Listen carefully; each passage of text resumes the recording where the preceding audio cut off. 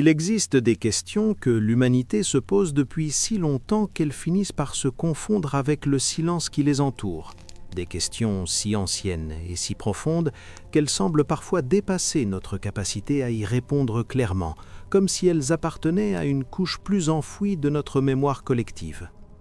Parmi ces questions, il y en a une qui revient sans cesse, sous des formes différentes, à travers les siècles, les civilisations et les cultures, une question que l'on retrouve aussi bien dans les mythes les plus anciens que dans les interrogations modernes les plus rationnelles.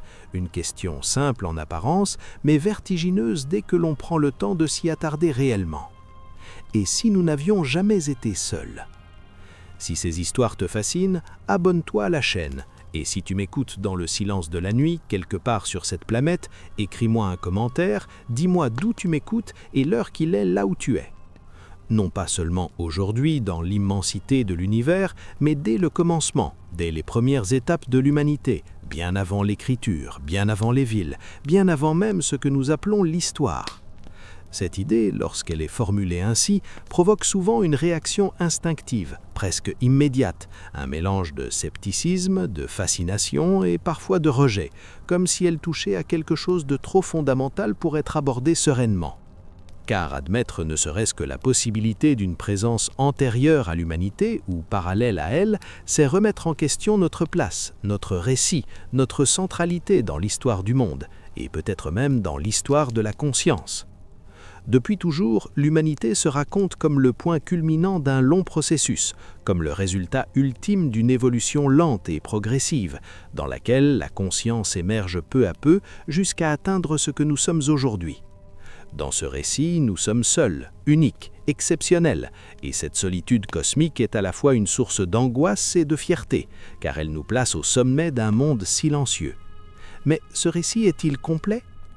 Lorsque l'on se penche sur les textes anciens, sur les récits fondateurs des civilisations les plus anciennes, une autre narration apparaît, plus floue, plus symbolique, mais étonnamment persistante, comme un écho lointain qui refuse de disparaître.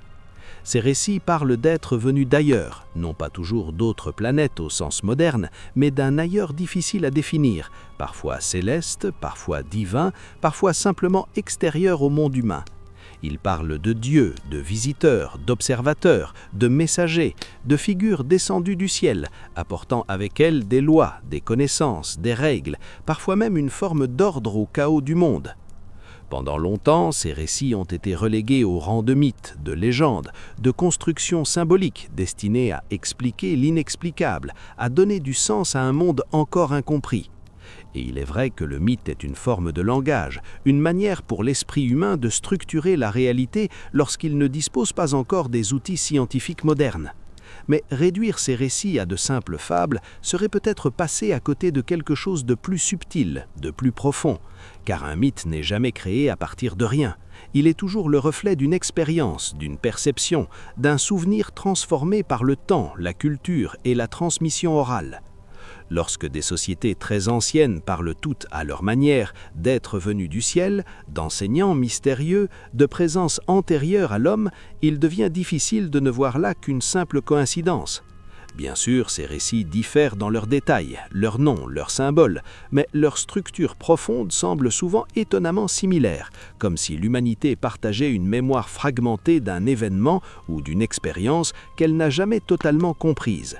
Ce qui est troublant, c'est que ces récits apparaissent précisément au moment où les civilisations émergent, comme si l'idée d'une présence antérieure accompagnait systématiquement la naissance de la culture, de l'ordre social et du savoir organisé.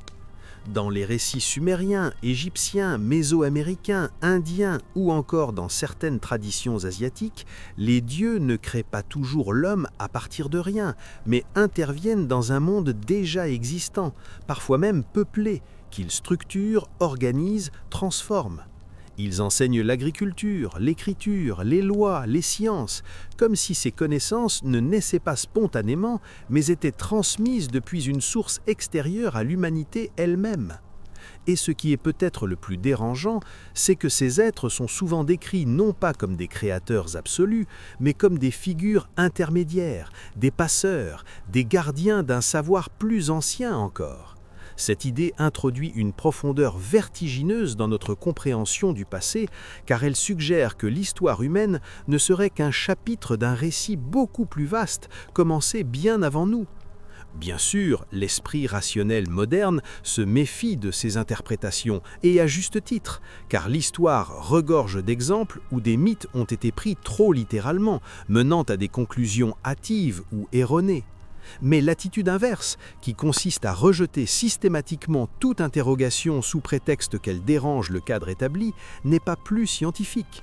La véritable question n'est pas de savoir si ces récits décrivent des extraterrestres au sens moderne, mais de comprendre pourquoi l'humanité, dès ses débuts, a ressenti le besoin de se représenter comme n'étant pas seule, comme si quelque chose l'avait précédé, observé, influencé ou guidé. Cette question devient encore plus troublante lorsque l'on considère l'apparition soudaine de certaines connaissances dans l'histoire humaine, des savoirs complexes qui semblent surgir sans phase de transition clairement identifiable.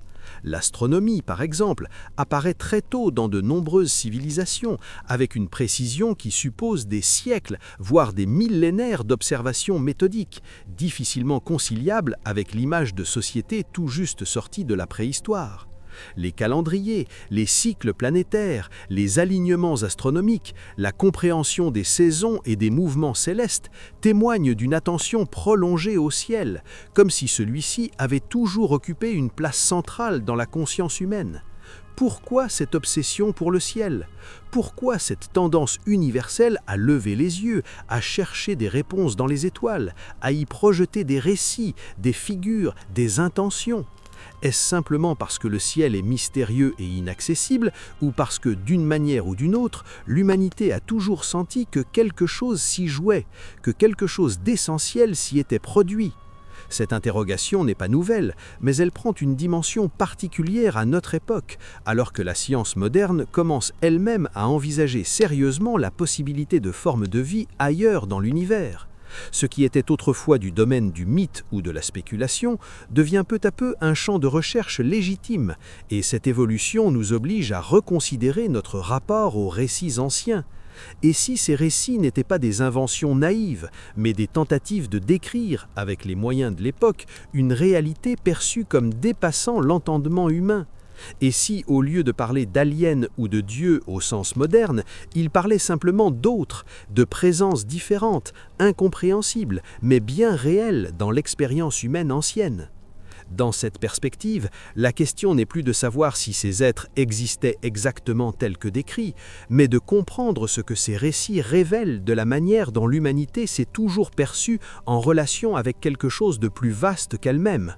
Peut-être que l'idée d'une présence antérieure n'est pas une hypothèse à prouver ou à réfuter, mais un miroir de notre propre conscience, une manière de reconnaître que nous faisons partie d'un ensemble plus large, que notre histoire ne commence pas avec nous.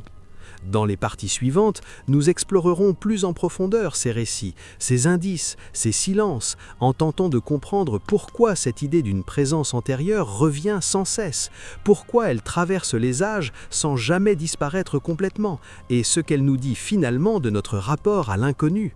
Car parfois, ce ne sont pas les réponses qui comptent le plus, mais la manière dont certaines questions refusent obstinément de s'étendre. Lorsque l'on accepte, ne serait-ce qu'un instant, de suspendre le jugement immédiat, de mettre de côté les réflexes de rejet ou d'adhésion et de regarder cette idée d'une présence antérieure à l'humanité comme un simple objet de réflexion, alors une autre question apparaît, plus silencieuse, mais tout aussi essentielle, presque plus dérangeante encore. Pourquoi cette idée revient-elle sans cesse ?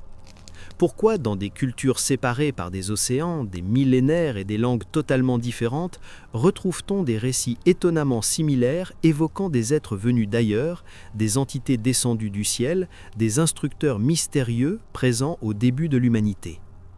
Si ces récits n'étaient que des inventions isolées, ils auraient dû disparaître avec les sociétés qui les ont produits, se dissoudre dans l'oubli comme tant d'autres croyances anciennes. Et pourtant, ils persistent, se transforment, se réadaptent, mais ne s'éteignent jamais complètement.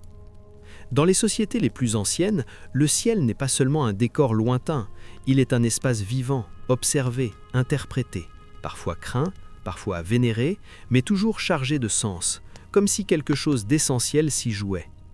Les étoiles deviennent des repères, des calendriers, des guides, mais aussi des demeures, des origines, des points de départ pour des récits qui relient l'humain à un ailleurs inaccessible.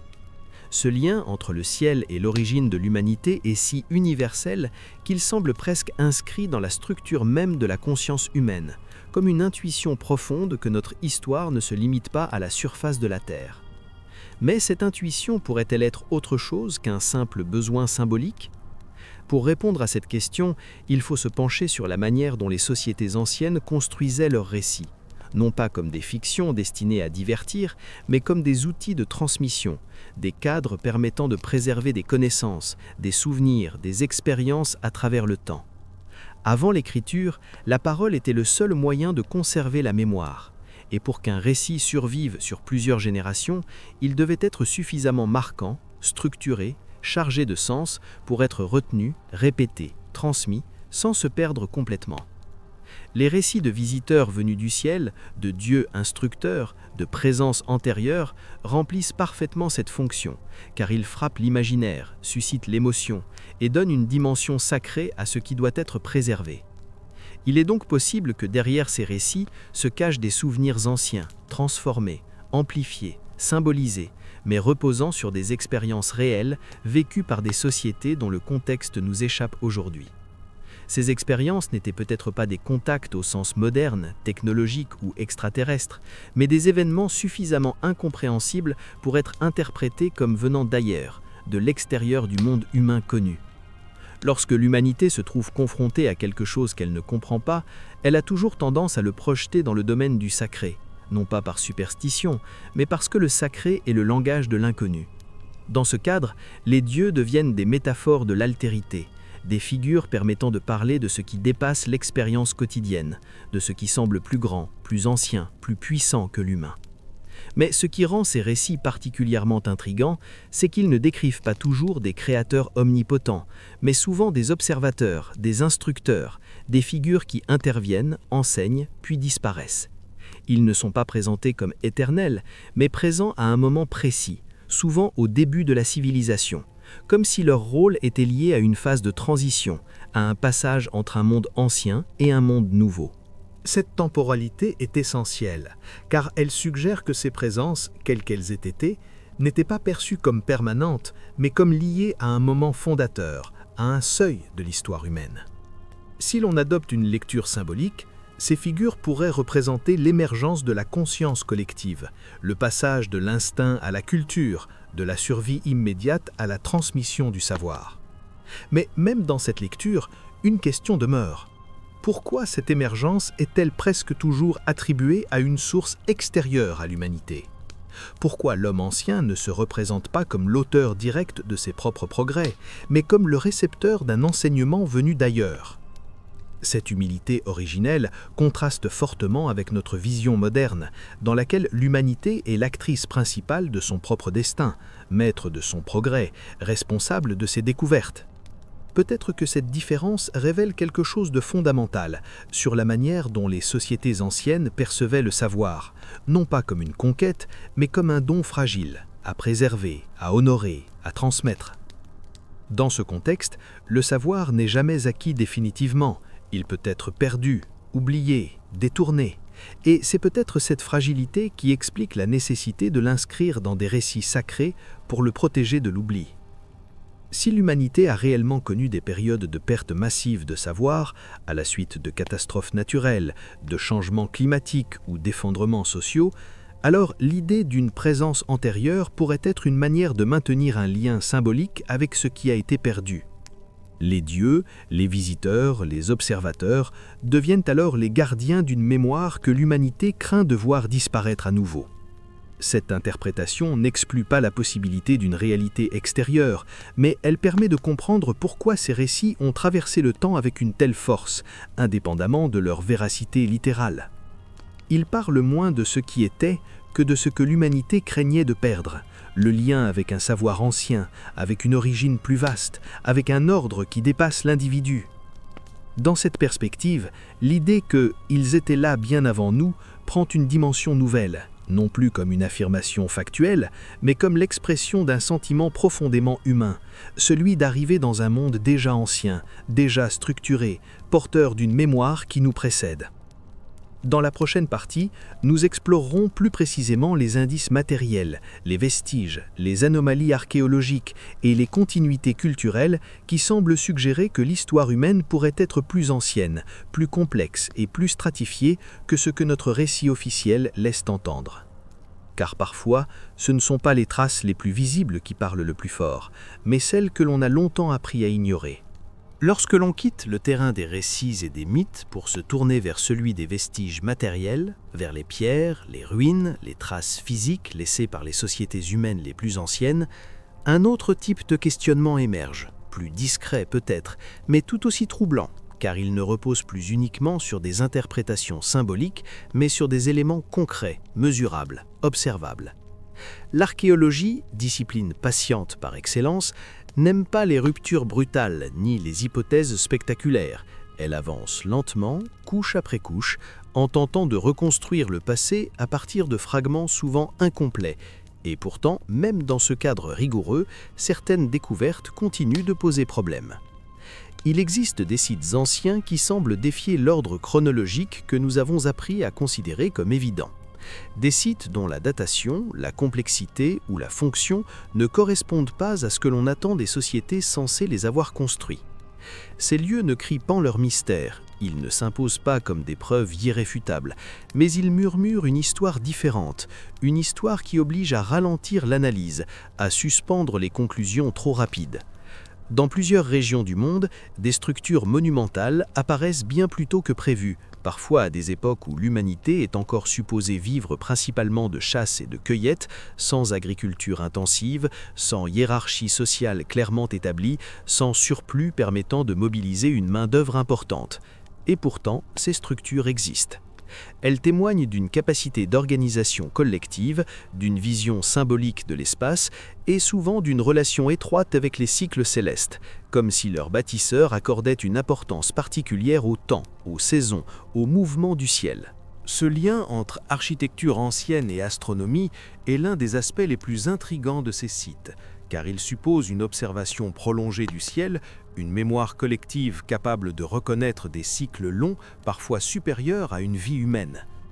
Observer le ciel pendant des générations nécessite une stabilité culturelle, une transmission précise du savoir et une motivation profonde pour conserver ces connaissances, même lorsque leur utilité immédiate n'est pas évidente. Pourquoi des sociétés anciennes auraient-elles consacré autant d'énergie à observer les étoiles, à aligner des structures avec des solstices ou des équinoxes, si ce n'est parce que ces phénomènes avaient une importance centrale dans leur compréhension du monde? Cette obsession pour le ciel n'est pas marginale, elle est universelle, et elle traverse les continents et les millénaires comme si l'humanité avait toujours regardé vers le haut avec la sensation que quelque chose s'y trouvait, quelque chose de fondamental. Mais l'archéologie ne révèle pas seulement des structures monumentales, elle révèle aussi des continuités culturelles troublantes, des motifs symboliques récurrents, des représentations similaires d'êtres venus d'ailleurs, d'objets lumineux, de formes descendantes, apparaissant dans des contextes très éloignés les uns des autres. Ces motifs ne prouvent pas une origine commune, mais ils suggèrent que certaines images, certaines idées, certaines intuitions ont profondément marqué l'imaginaire humain dès ses débuts. Lorsque des sociétés sans contact apparent partagent des symboles similaires, la tentation est grande d'y voir soit une coïncidence, soit une structure universelle de l'esprit humain. Mais entre ces deux extrêmes, il existe une troisième possibilité, plus difficile à explorer, mais tout aussi fascinante, celle d'expériences communes anciennes, vécues à une époque où l'humanité n'était pas encore fragmentée en cultures distinctes comme elle l'est aujourd'hui. Cette possibilité reste largement spéculative, mais elle mérite d'être considérée, car elle permet d'expliquer certaines similitudes autrement que par le hasard ou par une universalité abstraite de la pensée. Si l'humanité a traversé, à ses débuts, des événements majeurs, des bouleversements environnementaux, des catastrophes globales, il est possible que ces expériences aient laissé une empreinte durable dans la mémoire collective, transmise sous forme de récits, de symboles, de mythes. Dans ce contexte, les récits de visiteurs venus d'ailleurs pourraient être la trace déformée d'événements réels, incompris, interprétés à travers le prisme culturel et symbolique de l'époque. Mais il est également possible que ces récits parlent moins d'êtres extérieurs que d'un sentiment d'altérité, d'une perception que quelque chose dans le monde ne nous appartient pas entièrement, qu'il existe des forces, des intelligences, des ordres qui dépassent l'humain. Cette ambiguïté est au cœur du mystère, car elle rend toute interprétation définitive impossible. Et c'est peut-être précisément cette impossibilité qui rend ces récits si persistants. Ils ne cherchent pas à expliquer, mais à rappeler. Rappeler que l'humanité n'est pas seule au centre de l'univers, qu'elle s'inscrit dans un contexte plus vaste, plus ancien, dont elle n'a jamais totalement compris les règles. L'archéologie moderne, en découvrant des sites de plus en plus anciens, en repoussant les dates de certaines pratiques culturelles, commence elle-même à admettre que la chronologie classique est plus souple, plus complexe qu'on ne l'avait imaginé. Chaque nouvelle découverte ne répond pas à toutes les questions, mais elle en ouvre de nouvelles, parfois plus dérangeantes encore. Plus nous remontons dans le temps, plus le passé devient flou, fragmenté, et plus il devient difficile de tracer une ligne nette entre ce qui relève de l'humain, du symbolique, et de ce qui pourrait relever d'une interaction avec quelque chose d'autre.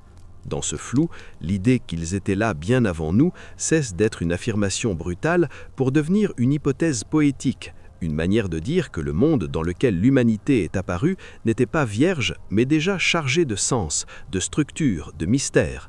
Dans la prochaine partie, nous nous tournerons vers un aspect encore plus délicat de cette réflexion, les raisons psychologiques, culturelles et sociales pour lesquelles l'humanité semble toujours avoir ressenti le besoin de se représenter comme observée, accompagnée ou précédée par une autre forme d'intelligence. Car parfois, le mystère ne réside pas dans ce que nous cherchons, mais dans le fait même que nous cherchions déjà bien avant de savoir pourquoi. À mesure que l'on s'enfonce dans cette réflexion, que l'on laisse derrière soi les dates, les sites, les pierres et les vestiges matériels, une autre dimension du mystère commence à apparaître, plus intime, plus intérieure, mais tout aussi essentielle pour comprendre pourquoi cette idée d'une présence antérieure à l'humanité revient avec une telle insistance dans toutes les cultures. Car au-delà des ruines et des textes, il y a l'esprit humain lui-même, avec ses peurs, ses intuitions, ses perceptions profondes, et surtout cette étrange sensation, presque universelle, de ne jamais être totalement seul dans le monde. Depuis les temps les plus anciens, l'être humain se représente comme observé, guidé, jugé ou accompagné par quelque chose qui le dépasse, une présence invisible qui regarde, qui sait, qui comprend, parfois mieux que lui-même. Cette sensation ne naît pas uniquement de la peur de l'inconnu ou de l'obscurité, elle apparaît aussi dans des moments de calme, de contemplation, lorsque l'homme ancien lève les yeux vers le ciel nocturne, confronté à l'immensité silencieuse des étoiles. Face à cette immensité, une question surgit presque naturellement, une question qui ne demande pas forcément de réponse, mais qui s'impose comme une évidence intérieure. Sommes-nous vraiment seuls dans cet univers vaste et ancien ? Ce sentiment d'être observé ou précédé n'est pas nécessairement le signe d'une présence réelle au sens physique, mais il révèle quelque chose de fondamental dans la manière dont la conscience humaine se situe dans le monde. L'homme ne se perçoit jamais comme le commencement absolu, mais comme un héritier, un arrivant tardif dans un monde déjà en place, déjà ordonné selon des lois qu'il ne comprend que partiellement. Cette perception est profondément enracinée dans notre psyché et elle se manifeste dès l'enfance dans ce besoin instinctif de chercher des figures d'autorité, des repères, des origines, comme si l'identité humaine avait toujours besoin d'un point d'ancrage antérieur à elle-même. Dans les sociétés anciennes, cette quête d'ancrage se traduit par des récits de création qui ne commencent jamais avec l'homme, mais avec un monde déjà existant, souvent façonné par des forces extérieures, des entités primordiales, des présences fondatrices. L'homme apparaît ensuite, parfois comme une conséquence, parfois comme un projet, parfois comme une expérience, mais rarement comme l'architecte originel de son propre monde. Cette structure narrative est si répandue qu'elle semble presque universelle, comme si l'humanité avait toujours eu besoin de se penser comme partie d'un récit plus vaste, commencé avant elle. Ce besoin peut être interprété comme une projection psychologique, une manière de donner du sens à l'existence dans un univers indifférent, mais il peut aussi être vu comme la trace d'une mémoire collective, d'une intuition héritée d'un passé lointain. Car la mémoire humaine ne se limite pas à ce qui est consciemment rappelé, elle s'exprime aussi à travers des archétypes, des images récurrentes, des motifs symboliques qui traversent les cultures et les époques. Ces archétypes, lorsqu'ils sont observés attentivement, racontent une histoire étrange, une histoire dans laquelle l'humanité n'est jamais totalement seule, jamais totalement autonome, mais toujours en relation avec une altérité, qu'elle soit divine, cosmique ou simplement incomprise. Les figures d'êtres venus du ciel, par exemple, ne sont pas toujours menaçantes, ni même spectaculaires. Elles sont souvent décrites comme distantes, observatrices, silencieuses, comme si leur rôle principal n'était pas d'intervenir, mais de témoigner. Cette idée d'observation est particulièrement troublante, car elle suggère une relation asymétrique dans laquelle l'humanité est regardée sans nécessairement comprendre qui la regarde ni pourquoi. Dans un tel cadre, le regard devient un symbole puissant, celui de la conscience confrontée à quelque chose qui la dépasse, quelque chose qui la voit avant même qu'elle ne se voie elle-même. Cette symbolique du regard traverse de nombreuses traditions où les dieux voient tout, savent tout, observent les actions humaines, non pas seulement pour juger, mais pour maintenir un ordre, une cohérence, une continuité. Si l'on transpose cette symbolique dans une lecture plus moderne, plus rationnelle, elle peut être interprétée comme l'expression d'un sentiment ancien, celui que l'humanité n'évolue pas dans un vide absolu, mais dans un univers structuré, porteur d'intelligence, de lois, de dynamiques qui ne dépendent pas d'elle. Cette interprétation n'exige pas l'existence d'êtres extraterrestres au sens strict, mais elle ouvre la porte à l'idée que l'humanité a toujours pressenti qu'elle n'était pas seule à penser, à observer, à comprendre. Ce pressentiment pourrait être le produit de notre propre conscience réflexive, cette capacité à nous observer nous-mêmes, à nous juger, à nous projeter, comme si nous avions intériorisé le regard de quelque chose d'autre. Mais pourquoi ce regard prend-il si souvent la forme d'une présence extérieure, venue d'en haut, venue d'ailleurs, plutôt que celle d'une simple introspection ? Peut-être parce que l'esprit humain, pour se comprendre, a besoin de se projeter hors de lui-même, de créer une distance symbolique, un autre à travers lequel il peut se penser. Dans ce sens, les récits de présences antérieures pourraient être autant des récits sur l'humanité que sur autre chose, des récits dans lesquels l'homme cherche à comprendre sa propre origine, sa propre conscience, en la plaçant dans un cadre plus vaste. Mais cette lecture psychologique, aussi séduisante soit-elle, ne suffit pas à épuiser le mystère, car elle n'explique pas pourquoi certaines descriptions, certains détails, certaines structures narratives se répètent avec une telle précision à travers des cultures indépendantes. Pourquoi retrouve-t-on si souvent l'idée d'une arrivée, d'une descente, d'un contact initial suivi d'un retrait, comme si quelque chose était venu, avait accompli un rôle précis, puis s'était retiré dans le silence ? Cette temporalité particulière, cette présence ponctuelle mais fondatrice, ressemble étrangement à ce que l'on observe dans certaines phases clés de l'histoire humaine où des changements majeurs se produisent en un laps de temps relativement court. Dans la prochaine partie, nous tenterons de relier ces dimensions psychologiques, culturelles et historiques pour comprendre comment l'idée d'une présence antérieure pourrait être à la fois une projection de l'esprit humain et le reflet d'une réalité plus ancienne, plus complexe, dont les contours nous échappent. Car parfois, le mystère le plus profond n'est pas de savoir si ils existaient réellement, mais de comprendre pourquoi cette idée continue de façonner notre manière de nous raconter encore aujourd'hui.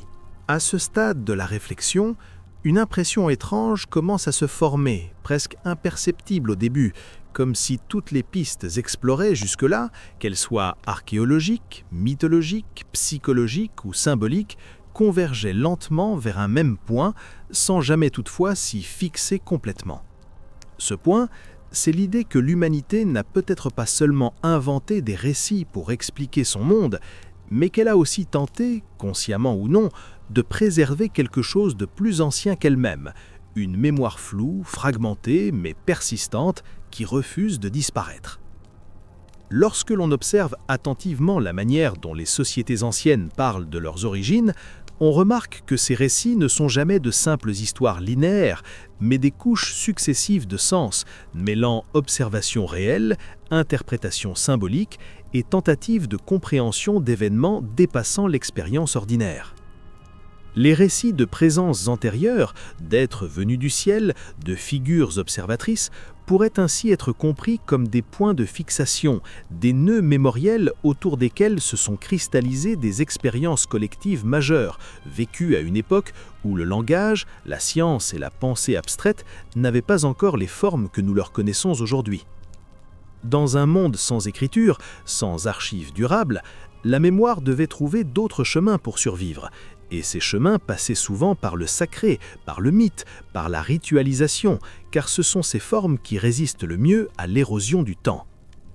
Il est donc possible que certaines expériences anciennes, qu'elles aient été naturelles, sociales ou liées à des phénomènes encore incompris, aient été conservées sous la forme de récits de présence, non pas pour tromper, mais pour transmettre l'essentiel, l'idée que quelque chose d'important s'est produit, quelque chose qui a profondément transformé la trajectoire humaine.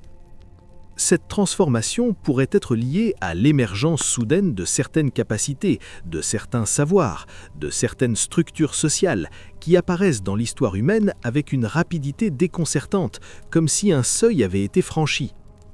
Le passage de groupes humains dispersés à des sociétés capables de se penser collectivement, de projeter leur existence dans le temps, de se représenter le cosmos, de structurer des lois et des savoirs, constitue en lui-même un événement extraordinaire qui aurait pu être vécu comme une intervention extérieure tant il modifie radicalement la manière d'être au monde.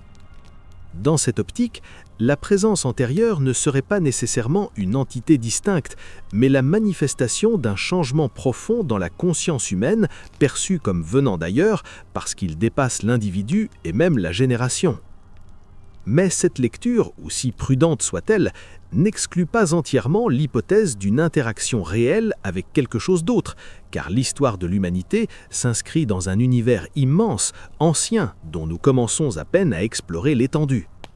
La science moderne, en découvrant l'immensité du cosmos, en identifiant des milliards de galaxies, chacune contenant des milliards d'étoiles, a rendu l'idée d'une vie ailleurs non seulement plausible, mais presque inévitable d'un point de vue statistique. Ce qui était autrefois du domaine du mythe devient aujourd'hui une question scientifique sérieuse, et cette évolution oblige à reconsidérer notre regard sur les récits anciens, non plus comme des naïvetés, mais comme des tentatives de compréhension à partir des outils disponibles à l'époque. Si des formes de vie non humaines existent ailleurs dans l'univers, et si certaines d'entre elles ont pu émerger bien avant l'humanité, alors la possibilité d'un contact ancien, même limité, même indirect, ne peut être écartée sans réflexion. Cela ne signifie pas que ces contacts aient été fréquents, visibles ou technologiquement spectaculaires, mais simplement qu'ils pourraient avoir laissé des traces subtiles, difficiles à identifier, car interprétées à travers des cadres symboliques anciens. Dans ce cas, les récits de dieux observateurs, de visiteurs venus du ciel, pourraient être la traduction culturelle d'une rencontre rare, incomprise, mais suffisamment marquante pour être transmise à travers les générations. Mais même si cette hypothèse reste hautement spéculative, elle met en lumière une vérité plus profonde. L'humanité a toujours ressenti le besoin de se situer dans un contexte plus vaste, de comprendre son origine non pas seulement en termes biologiques, mais en termes de sens. Dire qu'ils étaient là bien avant nous, c'est peut-être reconnaître que notre histoire ne commence pas avec notre apparition, mais avec un monde déjà ancien, déjà porteur de dynamique, d'intelligence, de structures qui nous dépassent. C'est reconnaître que nous sommes des héritiers, non seulement de nos ancêtres humains, mais d'un univers qui existait bien avant nous et qui continuera d'exister après nous. Cette reconnaissance est à la fois vertigineuse et apaisante, car elle nous libère de l'illusion d'être seuls responsables de tout, tout en nous rappelant notre fragilité et notre responsabilité. Dans ce cadre, la question de la présence antérieure cesse d'être une simple spéculation exotique pour devenir une invitation à l'humilité, à l'écoute, à l'ouverture. Elle nous invite à regarder le passé non pas comme un ensemble de certitudes figées, mais comme un champ de possibles, où certaines questions restent ouvertes, non pas par manque de réponse, mais parce qu'elles touchent à des dimensions de l'expérience humaine qui dépassent la preuve matérielle. Dans la dernière partie, nous tenterons de rassembler ces fils, non pas pour conclure définitivement, mais pour comprendre ce que cette idée d'une présence antérieure nous dit de nous-mêmes, de notre rapport à l'inconnu et de la manière dont nous choisissons, aujourd'hui encore, de raconter notre histoire. Car parfois, ce que nous cherchons dans le passé n'est pas une réponse, mais un miroir. Arrivé au terme de ce long cheminement, après avoir traversé les récits anciens, les silences de l'archéologie, les symboles persistants, les intuitions psychologiques et les hypothèses les plus prudentes comme les plus vertigineuses, il devient clair que la question n'a jamais vraiment été de prouver quoi que ce soit, mais plutôt de comprendre pourquoi cette idée refuse obstinément de disparaître. Car malgré les siècles, malgré les progrès scientifiques, malgré les changements de croyances et de vision du monde, l'humanité continue de se raconter comme une arrivée tardive, comme une conscience qui s'éveille dans un univers déjà ancien, déjà structuré, déjà porteur d'une histoire qui ne commence pas avec elle. Dire que « ils étaient là bien avant nous », ce n'est peut-être pas affirmer l'existence d'êtres précis, identifiable, venu d'ailleurs au sens moderne, mais reconnaître une intuition profonde, presque instinctive, selon laquelle notre histoire personnelle et collective s'inscrit dans quelque chose de plus vaste que nous.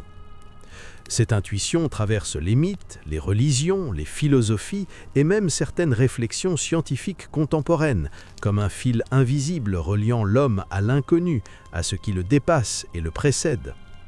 Elle nous rappelle que l'humanité n'a jamais évolué dans un vide absolu, mais dans un monde déjà ancien, façonné par des forces, des lois, des dynamiques qui existaient bien avant notre apparition et qui continueront d'exister bien après notre disparition.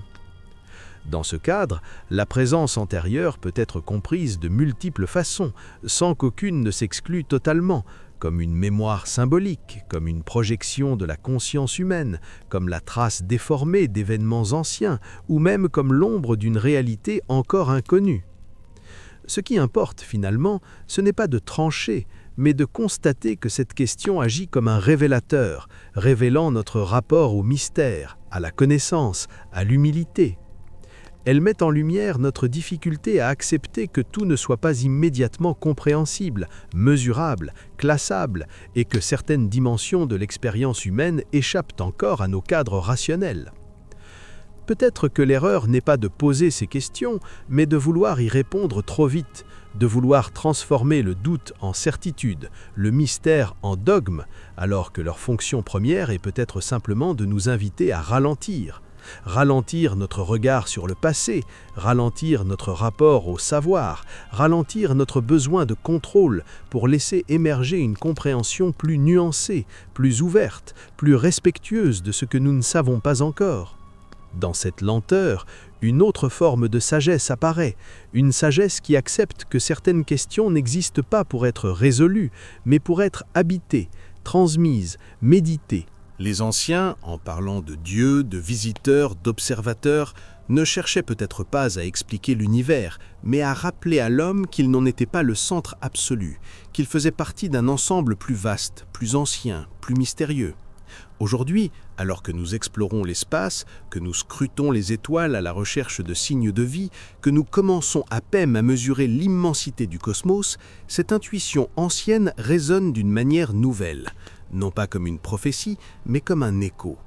Un écho qui nous rappelle que la question de la solitude humaine n'est pas seulement scientifique, mais profondément existentielle, qu'elle touche à notre identité, à notre place, à notre manière de nous raconter. Peut-être que l'humanité n'a jamais été seule, ou peut-être qu'elle l'a toujours été. Mais dans les deux cas, ce qui compte, c'est la manière dont elle choisit de vivre avec cette incertitude. Car vivre avec l'incertitude, c'est accepter de ne pas tout maîtriser, de ne pas tout comprendre, et pourtant de continuer à chercher, à observer, à transmettre. C'est reconnaître que notre histoire est faite autant de silence que de mots, autant d'ombre que de lumière, autant de questions que de réponses. Et dans ce vaste récit, commencé bien avant nous et qui se poursuivra bien après, peut-être que notre rôle n'est pas de conclure, mais simplement d'écouter, de raconter et de laisser une trace suffisamment humble pour que d'autres, après nous, puissent à leur tour se demander « Et si finalement nous n'avions jamais été seuls ?» non pas parce que quelqu'un était là, mais parce que l'univers lui-même a toujours été plus vaste que ce que l'histoire nous a appris à imaginer.